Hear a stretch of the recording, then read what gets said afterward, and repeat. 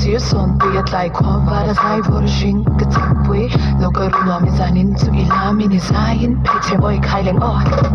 khonge nam ka sir son buyat lai kwa vara sai vorjing katapui lokaruna mizanin tu ilamin izayin pheichheh moi khaileng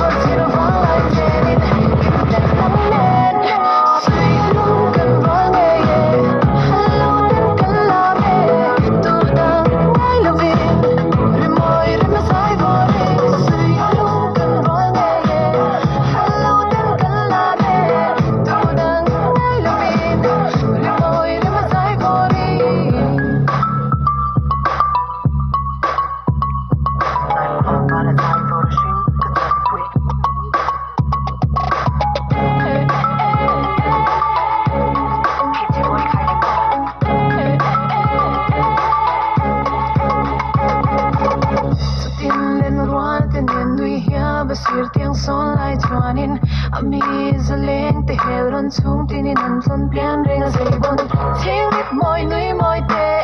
trang a lo be mai la ti du thu sam lai hey a rong kal mi rong tai hey lai